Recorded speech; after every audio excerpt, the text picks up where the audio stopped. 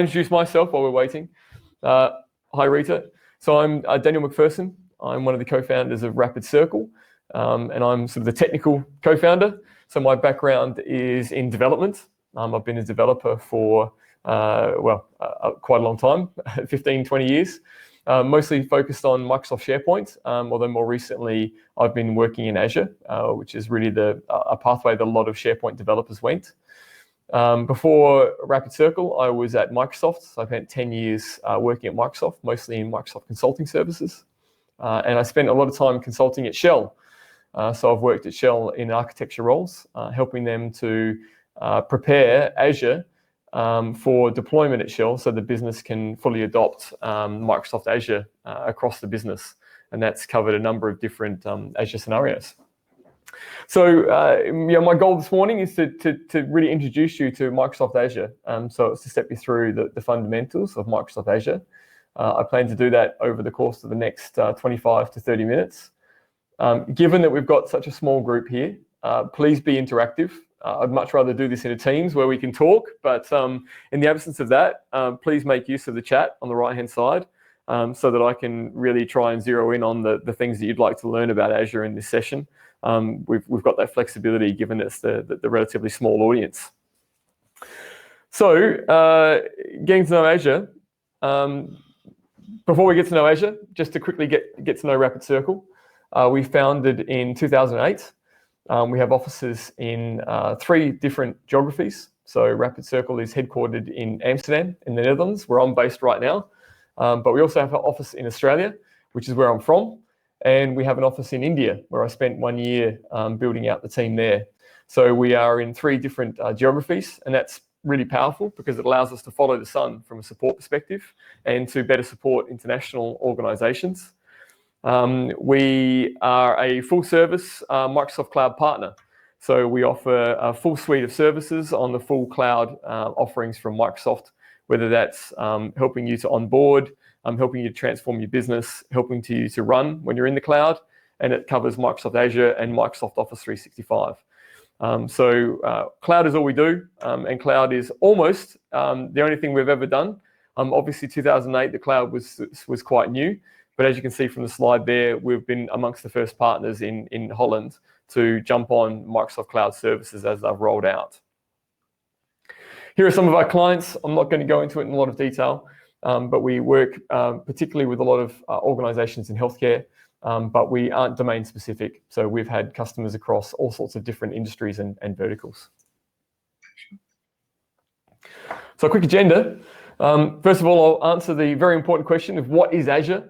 The definition of Azure changes over time. It's an incredibly fast moving platform. Microsoft has really hit their stride as far as being able to deliver and add new services and capabilities to their cloud platform. So I'll spend a little bit of time talking about what Azure is. Then we'll take a look at the different types of cloud architectures that underpin the sorts of services that you would get from a cloud provider. We'll take a look at the goals, concepts, and features, and then dig into some of the other important considerations about what it means to run on Azure, run your business on Azure. So this is something that I often do, and that is to sort of, looking back in IT often allows you to look forward. And so what I can see in cloud is echoes of what we had in the past. So what you're seeing right here is obviously a very, very old data center. But I think what's interesting about this very old data center is that if you go back far enough, data centers were shared resources. And what you would do is you wouldn't have a data center of your own. You would buy time in that data center, get all your punch cards ready, go in, chuck in your punch cards, get the results, leave, and hand it over to someone else. And so I always find this is a really interesting concept in IT, in that the more things change, the more they stay the same. And another example where you see this happening is on web technologies, where for a while the trend was all of your web applications run on the server. And then it was client server. Let's try and move things and balance it between JavaScript on the client and backend on the server. And then it was heavily towards JavaScript applications. And that cycle keeps continuing, where now there's also another trend which says let's try and do things in static HTML as much as we can, because that's where you'll get performance. So IT continues to change, but there are themes that seem to revolve and come back. And so as you'll see later on, there are some really interesting themes about how we used to do data centers, which are applicable to how we run on Microsoft's Azure cloud. This might be something you're more familiar with when I say data centers. Certainly my career before Rapid Circle was spent a lot of the time inside the cool hum of a data center, where I was always going up to cages like this, opening them up, clicking on little trays that spin out with a screen and a keyboard. Maybe your organization has this today. This is certainly the approach that many organizations had, which was to create their own data centers inside of air-conditioned rooms in their real estate infrastructure. Other companies took a different approach, which was really to outsource this. So they subscribed to organizations that could help them with a private data center. And so they outsourced the running of the data centers to that other company, and they simply used that other company's servers to run their IT operations on. And so again, cloud is really a logical extension of this as well. Now, the issues with running infrastructure like this is probably pretty familiar with you, so I'm not going to spend a lot of time on this either. But physical equipment is really just a pain. I don't think anyone really enjoys running hardware today. It's a number of cables. I used to always marvel at these amazing racks that had this fettuccine of cables connecting up these computers. I always wondered what would happen if you just unplugged one cable. Was there some person who knew exactly which cable went into what slot? But physical cabling, physical racks, physical servers, the air conditioning, the fire extinguishers, all those sorts of things are really a big headache for organizations that really only care about what IT can deliver to their business. It's not core. It's not what you do. You need the software, but you don't need all of the infrastructure that surrounds it. So it's a big cost. It's a CapEx expenditure, and you need to upgrade it and maintain it over time. So you need big IT teams to run these services. In addition to that, you need to run all the software that sits on top of all this hardware. It's yours. You own it. You need to run it. So it's a huge, data centers are a huge investment that organizations have made over the years. And as I mentioned before, different organizations have taken different approaches, whether running it entirely in-house or outsourcing it to private data center providers. So what's the cloud? It's the next step of data center from an outsourcing point of view. It's somebody else's server room. There's no magic here. You're not magically getting software from somewhere else. It's all running on hardware. It's just that hardware is not your responsibility anymore. So often you're running on virtualized hardware, you're running on rented hardware, and in many cases you're running on rented software. And when you take the Microsoft Azure cloud, the partner you've decided to work with in outsourcing your cloud operations to is Microsoft. And there's a lot of power that comes from outsourcing your data center operations to the company that is also responsible for the software which you're then delivering back to your business. There's a unification that has happened there between Microsoft building the software and operating the hardware and data centers that software runs on. That means that they can be really successful at doing it. So in short, Azure really is a cloud data center. And I remember it's not a conversation I've had more recently, but when customers were evaluating the cloud and they were very nervous about moving to the cloud, often these same customers were already outsourced their data centers or already outsourced significant portions of their IT. So for me, I can understand some nervousness about going to the cloud, but actually a lot of organizations have already decided that wasn't something they wanted to run as part of their businesses, and they'd outsourced it to organizations like IBM or Capgemini or Avanade. In this case, you're doing exactly the same thing, only you're outsourcing it to Microsoft, the vendor who's responsible for the software that you use. They're not the only game in town. They are the most successful cloud provider in the enterprise space. So Microsoft has been very successful at taking the sort of advantages they had from their on-premise legacy, if you like. I'm not too sure if it's too early to call on-premise legacy already. I might be unpopular by doing that. But they've done a very good job of taking their on-premise legacy and really transitioning that into a cloud business model. Microsoft is fundamentally today a consumption-based business. So they have made the shift from licensing revenue, which is still not unimportant to them. That's still a very important part of their business. but I would say that what's more important now is a consumption-based business model. And a consumption-based business model is essentially you pay for what you use, and the thing that you're using is their data center. The other vendors that are out there is Amazon, which was probably first to market. Amazon did an amazing job of taking their internal IT infrastructure and productizing it to a broader market offering. And that put Amazon Web Services with a first mover advantage. Amazon are probably the most successful overall, but their success is not where Microsoft is in the enterprise market. So they've been very big with startups and some of those other sort of pure play IT vendors. Google Cloud Platform is the other one. It's a pure play cloud vendor. They're the third biggest, and they're some way behind. But Google are probably the third major vendor out there with the cloud offering. Now that excludes China, because China has some specific local players, and Alibaba Cloud is a massive player in China. And obviously that's a market that has some competitive challenges for Microsoft and for Google and Amazon to compete in. That's not the full set. There are other cloud vendors, people like Salesforce, like ServiceNow as well, but they've got different approaches to the cloud that are more specialized on some specific cloud architectures, which I'll talk about later. So these are the three big players in town. And this is Azure in a page, and this is not everything. These are probably the major services that Microsoft Azure provides. I'm not going to go through all of them in detail. And if I was to start going through all of them in detail, which probably still be here in a couple of weeks, keeping this up to date would also be a full-time job. Microsoft is constantly releasing new services. Services are in production or they're in preview. So Microsoft make services available in preview for you to use before they're production ready and have the service levels you need to run production services on them. But Microsoft is being incredibly agile, incredibly aggressive, and really successful at being able to add capabilities to their Microsoft Cloud. I think going back a year, this slide would be 60% of what you see now. And then going a year before that, it would be 60% of that slide. And a year before that, it would be 60% of that slide. So we're really on this exponential growth path of new services that Microsoft's adding into Microsoft Azure.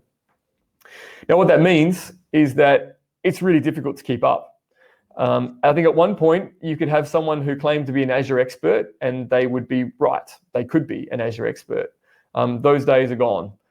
So if anyone tells you they're a Microsoft Azure expert, then I think you should approach them with some skepticism, because there's just too much to be an expert in everything. You very much need to focus your area of expertise. Now, of course, you need some basic skills around infrastructure, some basic skills around compute and those sorts of things that we'll talk about later in the session.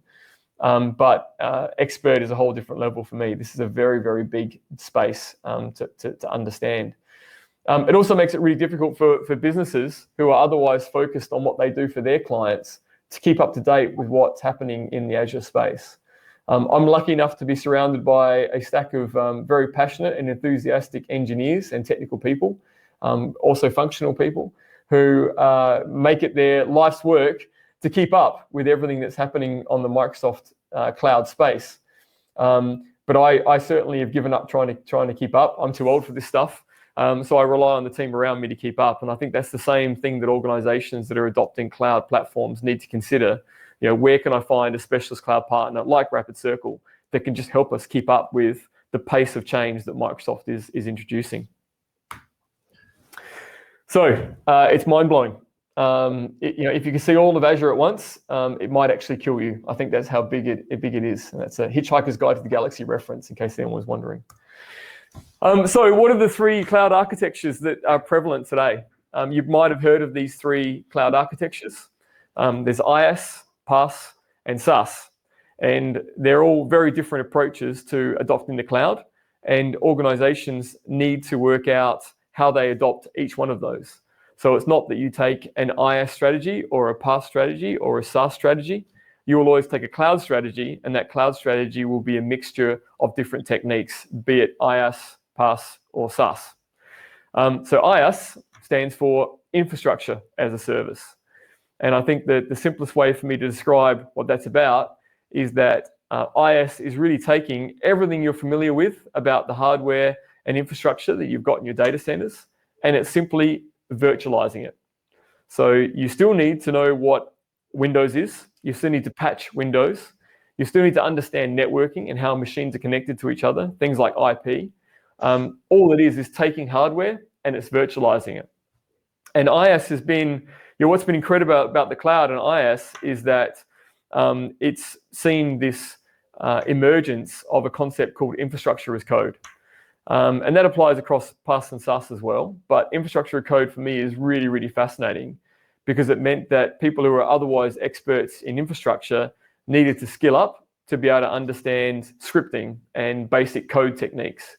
Because rather than going into a data center with a big rack-mounted computer and plugging it into the right place and plugging in all the networks, you would do exactly the same thing, only you'd achieve that virtually in the cloud, and most practically, you would do that via scripts.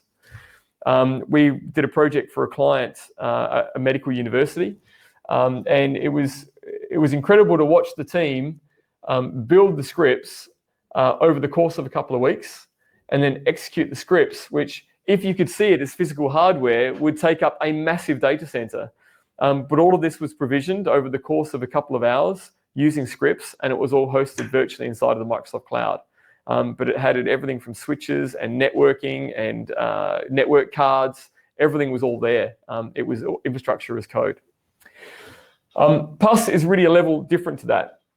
So with PaaS, platform as a service, this is a more, the way I think about this is that this is how you would build things if you already knew the cloud was going to be there.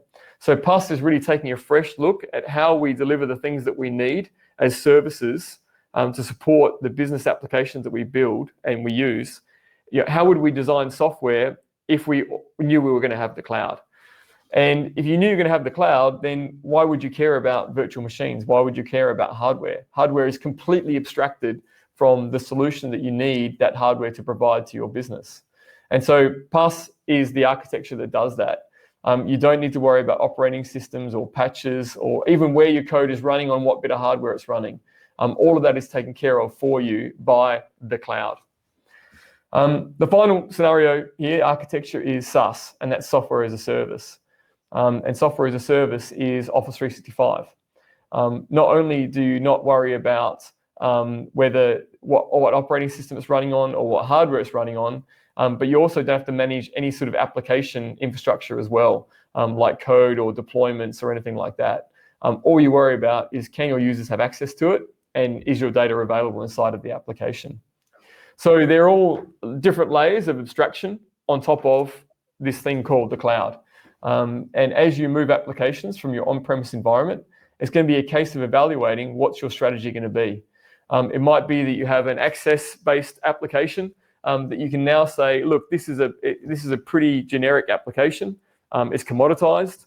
So we're going to retire this access-based application that runs in our environment, and we're going to purchase a SaaS solution instead. And then you just need to provision your users, and they're up and running.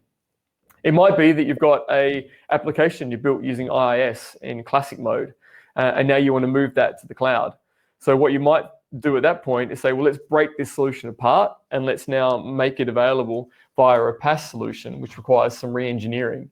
But in doing that, you're going to really realize some savings in terms of cost and lots of other things which we'll talk about later. If you want to do things really quick, then you might just say, right now we've got a physical server sitting in our data center and it runs a classic IIS application. What we're going to do is just lift and shift. We're just going to pick that up and we're just going to drop it in the cloud on a virtual machine. And we'll realize all sorts of benefits and advantages from doing that, but we're not changing the actual application architecture. And so there's low risk that you're going to disrupt that application by changing its architecture or how it's hosted. So very quickly, that's the three flavors of cloud architecture that you'll find when you move to Microsoft Azure or the other cloud platforms as well.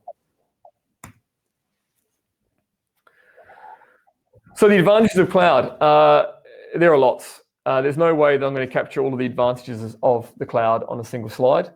Let me just say that I grew up in an environment which was on-prem. So all of my early days, I spent building solutions and applications in an on-prem world, and I would never want to go back. I remember at Shell doing deployments of applications through a DTAP landscape. And at that point, if we let a bug get all the way through to production, we were looking at about a cost of 30K or 40K to repeat that DTAP deployment. And so application deployment for me was actually really stressful. I was glad that we had DTAP to sort of minimize this risk, but I could never guarantee there wasn't going to be a bug that was going to find us all the way through to production and cause us to have to redeployment. So the cloud doesn't mitigate all of that risk completely, but it adds a lot of functionality, which means that you can be far more agile, and the cost of bugs that make their way into production can be much lower. But that could be a discussion we could perhaps take more at the end of this conversation. Reliability is a big one. Microsoft focuses heavily on reliability. It's not that they're perfect. I'm sure you've read about various downtime periods that the Microsoft Azure cloud has had. They published information about why they have those. Fundamentally, I believe Microsoft is doing a great job of the reliability of Microsoft Azure. And I think that it's the equal of any data center that I had experience working with at any other point in my career. So you're not comparing Microsoft Azure with perfect. You're comparing Microsoft Azure with the ability of your partner or your own teams to run a data center at a high availability or a high degree of reliability. That's the comparison you need to make. And I think Microsoft does very well in that particular regard. You're also getting, sorry, Frick. Yeah, and Azure you get also a lot of analytics, how secure everything is, right? So you can also see how secure your own environment in Azure is. Yeah, I think that's sort of the bigger picture, that you are when you're building your infrastructure for you, or you're working with a private hybrid data center provider, they're building that infrastructure so that it's fit for your purpose. When you're on Azure, Microsoft is building Azure for a really the purpose of Azure has to be really high. So it's likely that Microsoft Azure is built for a purpose which is way beyond your requirements from a reliability point of view or from a security point of view. So you're getting that benefit for free, effectively, by being on the Microsoft Azure cloud. And that's really significant from a security perspective, especially, also from a reliability perspective. Yeah. The next one here is scalability. If I again go back to that example I had where we worked with a medical center on a solution we built for them for medical research. They had a situation where they needed to build out a data center for hosting research. And they had to build the infrastructure for their peak load. And that meant that they had to build infrastructure and effectively have it sitting there doing nothing for a lot of the time until they had the need for it at an undetermined time period. So they weren't sure if they were going to need it in 3 months, in 6 months, or 12 months. They had to make a call on what the capacity was on that hardware that they were building for their data center. So this translated into wasted money. They had significant portions of their data center, up to 40%, doing nothing just in case they needed it for their peak load of research. So this was a great example where moving from a relatively rigid hardware-based deployment on-premise to a virtual cloud-based deployment of that infrastructure meant that they could more easily scale the solution to fit their immediate need, not some need they felt they would have in the future. So you've got this elastic scalability in the cloud, in that to get another virtual machine or another bit of hardware, all you need to do is click a button. It's that easy to get additional scale for your infrastructure as you need it. And it means that when you don't need it, you click another button and you're no longer using it anymore. So if you're very, if you put a lot of work into the design of your infrastructure, you can really save costs by making sure that you're only using the cloud exactly what you need at a given period of time.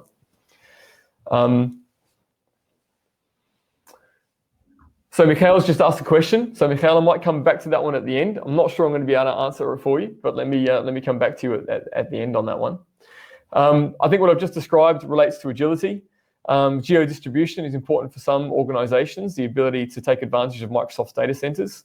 Microsoft is really making this a differentiator for them from other cloud vendors. So Microsoft has a lot of data centers around the world that you can take advantage of.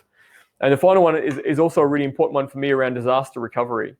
I would spend a lot of time with organizations designing DR services, so making sure that you've got failover. A lot of that disaster recovery capability is built into the cloud. So a lot of that disaster recovery capability now, you don't need to worry about yourself. That's a service or a capability the service offers you directly from Microsoft. Now, there's work you need to do at times to design and take advantage of this to fit particular purposes you might need. But fundamentally, Microsoft takes care of or can take care of disaster recovery for you in many cases. The final thing is around cost. This wasn't something that I initially was going to cover off in this session. I think it's a session all on its own. It's not easy to work out if the cloud is cheaper. It's not the primary reason why you should be moving to the cloud, but absolutely cloud can be cheaper if you're very careful about how you move your operations onto the cloud. And that really comes from decisions you make around IaaS, PaaS, and SaaS. And it also comes down to decisions you make about the virtual machines and the workloads that you're moving to the cloud. To give you one example, I was working at a very large multinational, and they had a virtual machine in their on-premise data center that was there just to run a particular script once a week for a window of about 4 hours. And they would just leave that running at all times. Moving to the cloud gave them the agility and the flexibility to say, well, what we're going to do is we're going to turn that machine off until we get to that 4-hour window, then we'll turn it on, then it can run its job, and then we'll turn it off again. And in doing that, they were able to make savings on that virtual machine workload. So that's the sort of detailed analysis you need to do across all of your workloads to really make sure that you're not ending up with a bigger bill at the other side of a migration to the Microsoft cloud. So key features of Microsoft Azure. These are some areas I'll do a mini deep dive on. So the 4 main areas are storage, data, compute services, and networking. And we'll touch briefly on security and compliance. So storage is a massive area. Gone are the days where storage meant file share or SQL Server or the Exchange store. Storage, the variety of services that are available from a storage perspective are enormous. And there's just a small section of them here on this slide, the more popular ones. But what it means is that there's not just a few options for you when it comes to file storage. There is an enormous number of options for you when it comes to storage. And so having people that can advise you about where the best place to store data is really vital. And to give you a couple of examples, there are services that are very, very cheap, but have very, very large access times for your data. So if you've got data for archival purposes, you really want to take advantage of those sorts of storage options rather than storing them on things like Azure Blob Storage, Azure Disk Storage. Again, by analyzing the sort of workloads you're moving, you can really realize these sorts of cost savings. They're not all of these services are offered because they're different in some way and have different advantages and different disadvantages. So there's lots of different storage options. These are the popular ones: Azure Disk Storage, Azure Blob Storage, Azure Files. Azure Files is your file shares in the cloud. So you can connect to those just like you would any other file share. And you can use services like Azure File Sync to move files around your organization or even geo-replicate them.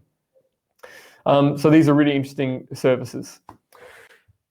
Moving on, data. Another area where, as I was growing up in IT, there was just SQL servers. That was it. You put everything into SQL servers. That is no longer the case. There are an enormous number of different options for storing data. So you've got your traditional data storage, which is running SQL in a virtual machine. Azure also offers SQL as a service. So don't worry about the underlying operating system, just buy SQL as a service, so a database as a service.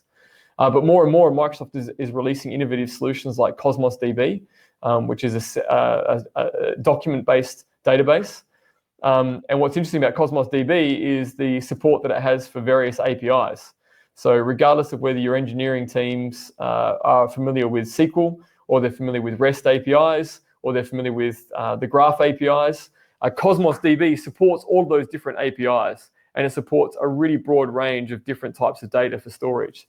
So it's really a fascinating database technology, which Microsoft is really improving fast, and it becomes a great store for a variety of different purposes.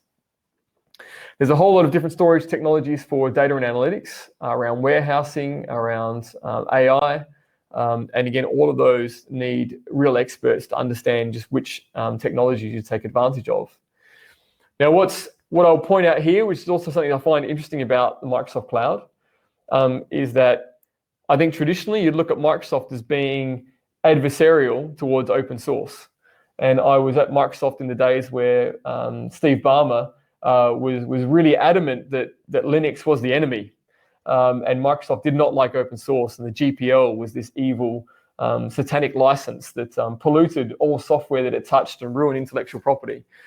Those days are firmly behind Microsoft. And one of the things that you see from a shift to a consumption-based business model is that Microsoft cares about consumption. They don't care about what technology is driving that consumption. So what you will see is that, much like Amazon, Microsoft will take a look at what technologies are succeeding, regardless of whether they're open source or not. And then Microsoft will embrace those technologies and wrap them up in a service and deliver them back by the Azure cloud. So there's technologies like Elasticsearch, which is not a Microsoft software technology. It's an open source technology, but Microsoft will make that technology available as a service via the Microsoft Azure cloud for you to purchase on a pay-as-you-go basis.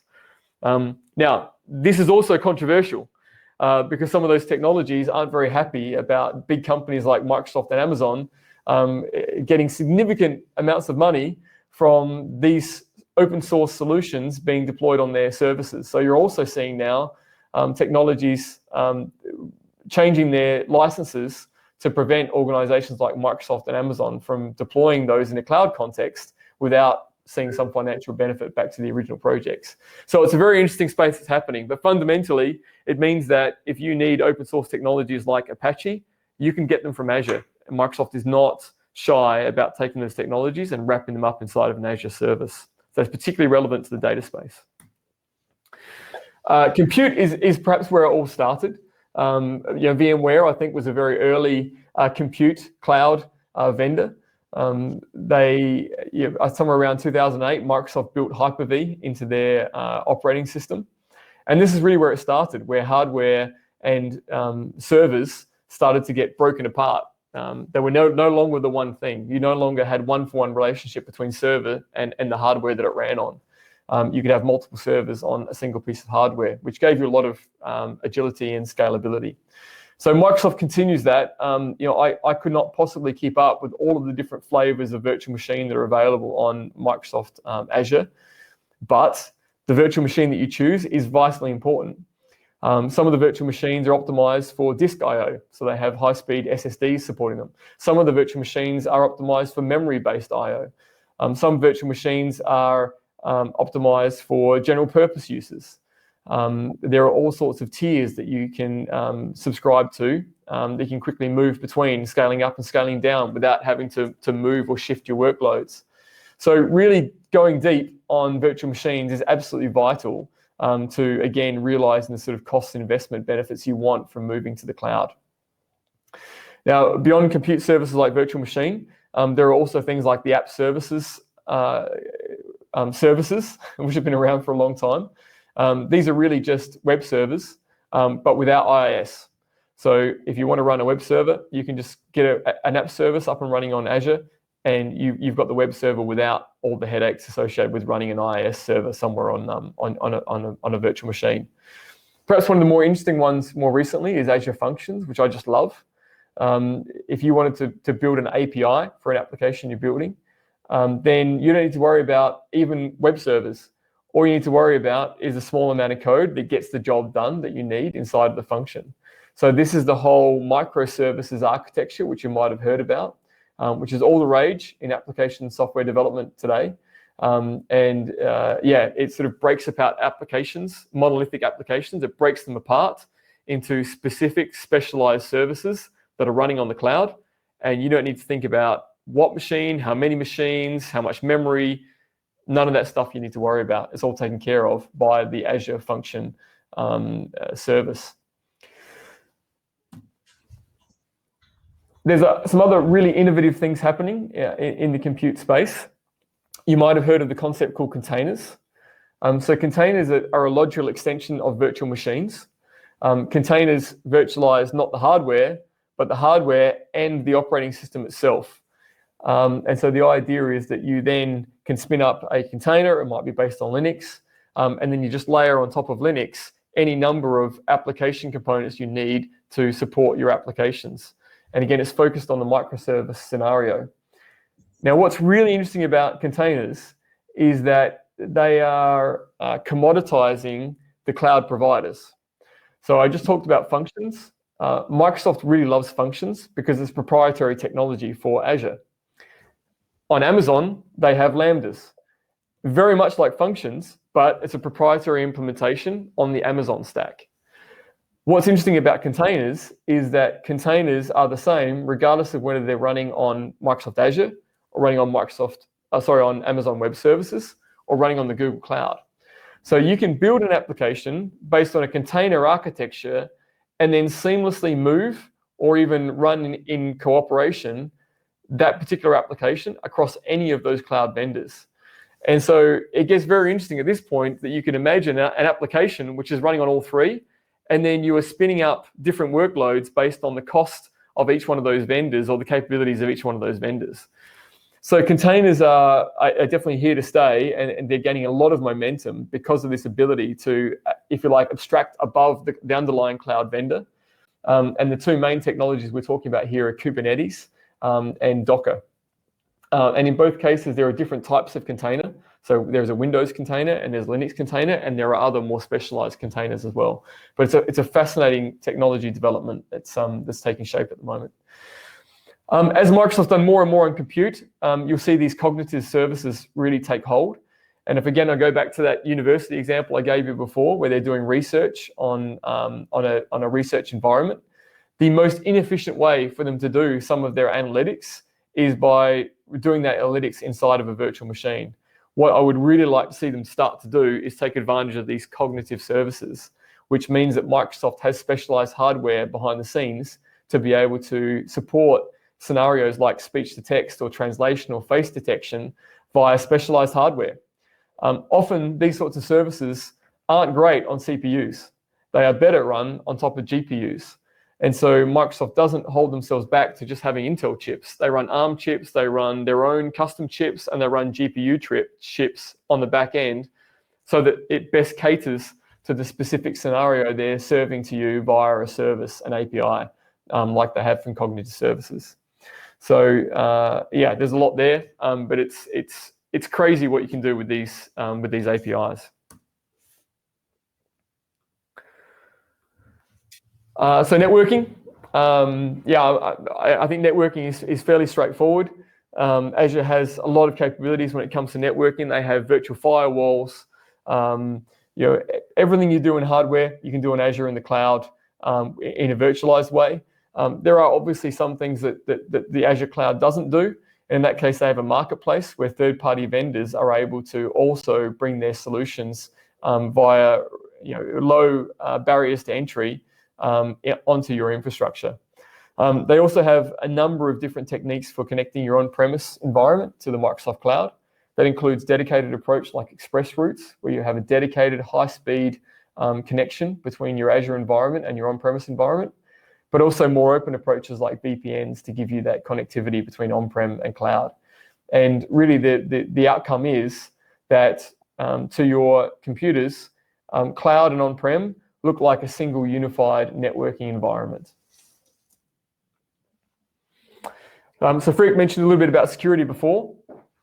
So I probably want to talk about a bit more about that before getting into the content here. But one thing about Microsoft and security is that there is no doubt that Microsoft services, whether they're Azure or Office 365, are amongst the most attacked services on the internet today.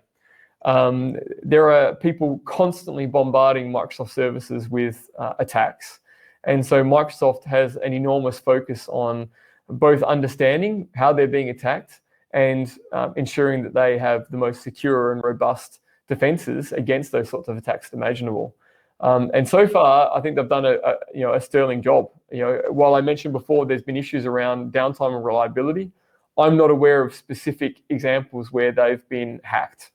I think there are examples like SolarWinds where they've probably been, they've had some infiltration via, in that case, a supply chain attack.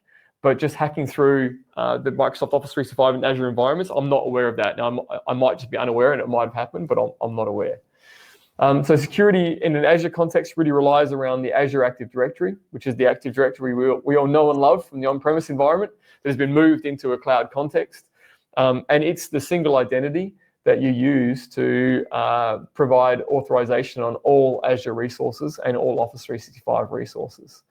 And it's a fast-moving environment that provides everything you need from Sentinel integration for looking for specific types of attack and managing your logs and alerts, to MFA and Intune integration, all those sorts of things for your endpoints. So it's a very comprehensive approach to security. So I think I've already spent quite a lot of time on IaaS, PaaS, and SaaS. This is just another way of looking at it. So given the time, I'm going to skip through these particular slides. And here again is another way of looking at IaaS, PaaS, and SaaS. So I think if you've got these decks afterwards and you're just having trouble keeping these definitions straight in your head, this is a good cheat sheet to go to. On this slide, it shows what you manage versus what Microsoft manages. So you can see on the left, you've got on-premise, where you manage everything. On the right-hand side, you've got SaaS, where you really only manage data and access. I've shared the PowerPoint presentation to people. Great, thank you very much, Frick. So what's next for Azure? I think what we see is that Microsoft has now got a great, broad, general-purpose cloud platform for every business. And what they're now trying to do is go deep through some specific verticals. So we see that in the healthcare space, where they're taking a look at frameworks like FHIR, which is an API, an open source API definition made especially for healthcare. They're looking to onboard FHIR as a service for healthcare, but we see that across a number of other different industries as well: retail, manufacturing, and financial services. So the Microsoft Cloud environment is becoming more and more specialized in the sorts of services that you can subscribe to. And obviously, they're also moving more and more into supporting SaaS capabilities, whether that's directly via their application integration or single sign-on and those sorts of techniques. So that's a wrap up. We're coming to the end. So if you've got any questions, please start dropping them into the chat window. But hopefully that's given you a good quick start on what Microsoft Azure is. Hopefully it's also given you a perspective on the three primary cloud architectures that are out there, and quickly touched on security and governance and other aspects of Microsoft Cloud. And maybe a bit of a flavor about what it's like to have been around in the old days when we were all on premise, and then have made the transition through to being someone who's incredibly enthusiastic about what the cloud can offer businesses and organizations. Nice. Yeah. And do you also already have an answer on the question about Azure Cognitive Service that Mikhail asked? I do not have an answer. So will Azure Cognitive Search eventually also be rolled out to other storage media such as Azure File Sync or SharePoint? I really just do not know. I think that's an example where, Azure is so broad that I really just can't keep up. So I think, Freak, the best thing to do is maybe take that and ping that through to some of our Azure engineers internally and see if we can get an answer for Mikhail. Yeah, we'll do that. I come back on that one. Sure. And just waiting for another question from Mikhail. Hopefully it's a bit easier than that last one, Mikhail. Can you just go a bit easy on me, all right?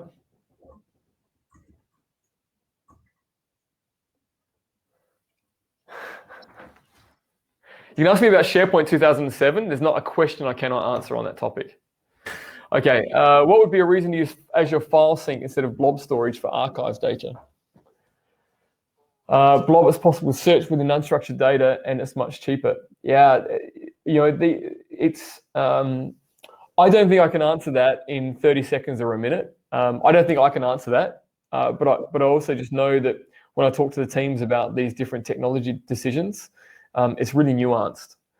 And so I think what I'd encourage you to do is maybe reach out to Frick, and maybe we can find some time with some of the guys that have made these sorts of decisions for customers.